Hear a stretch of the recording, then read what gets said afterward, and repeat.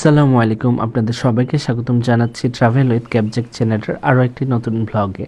আজ আপনাদের সাথে শেয়ার করব কক্সবাজার ভ্রমণের ব্যতিক্রমী একটি অভিজ্ঞতা, আর সেটি হলো সরাসরি সাগর থেকে জেলেদের মাছ শিকার করা দেখা।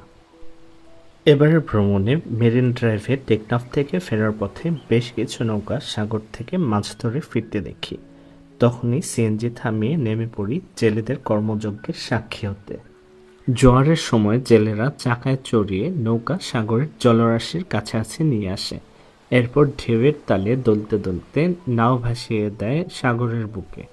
বিভিন্ন ধরনের জাল মাছ ধরার জন্য ব্যবহৃত হয়, তার মধ্যে অন্যতম বেড় জাল। এই ভদ্রলোককে দেখলাম দুটি গ্যালন শরীরের সাথে বেঁধে একাই নেমে যাচ্ছেন সাগরে মাছ আহরণে। সত্যিই ওনাদের সাহস প্রশংসাযোগ্য।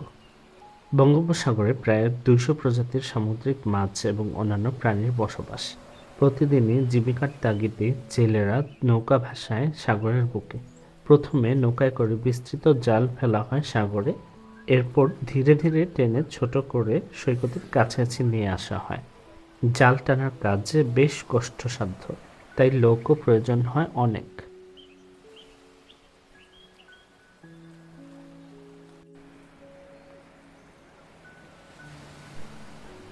সবাই মিলে হই-হুল্লোড় করে টেনে আনা হয় জাল।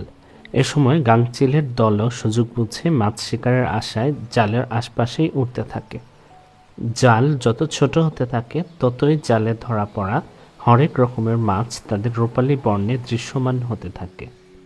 রূপচাঁদা, কোরাল, সামুদ্রিক বাইন, কৈপুটি, সুন্দরী পোয়া, সুরমা, লইট্টা, ছুরি, রিঠাসহ নানান ধরনের মাছ ধরা পড়ে জালে। সাথে জেলিফিশ, কাঁকড়া, চিংড়ি, স্কুইডও থাকে।